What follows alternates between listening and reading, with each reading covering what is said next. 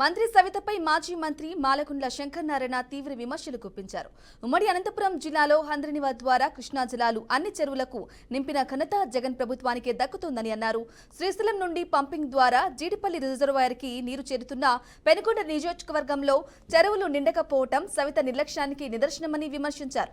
ప్రజలు ఇచ్చిన అవకాశాన్ని ప్రజల అవసరాలు తీర్చడానికి వినియోగించాలని హితవు పలికారు.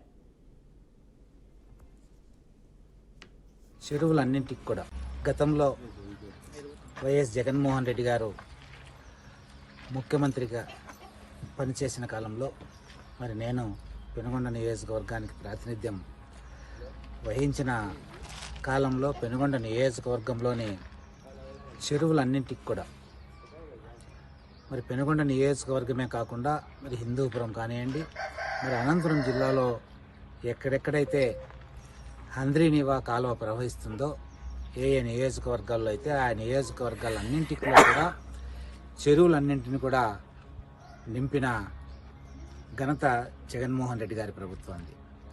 మరి ఈరోజు ఈ రాష్ట్రాన్ని పరిపాలిస్తున్నటువంటి తెలుగుదేశం పార్టీ, బీజేపీ, జనసేన కూటమి మరి ముఖ్యంగా పెనుగొండ నియోజకవర్గానికి ప్రాతినిధ్యం వహిస్తున్నటువంటి మంత్రి సవిత గారు మరి ఇప్పటి వరకు కూడా పెనుగొండ నియోజకవర్గంలో ఉన్నటువంటి ఏ ఒక్క చెరువుకు కూడా నీళ్లు ఇవ్వలేని పరిస్థితి ఉంది.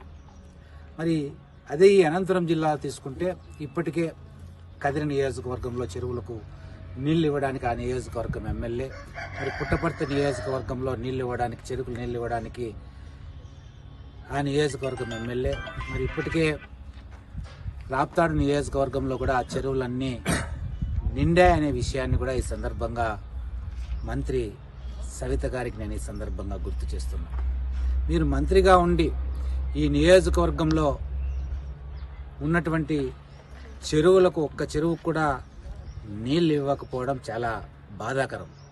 ఎందుకంటే మరి ప్రతి సంవత్సరం కూడా ఇప్పటికే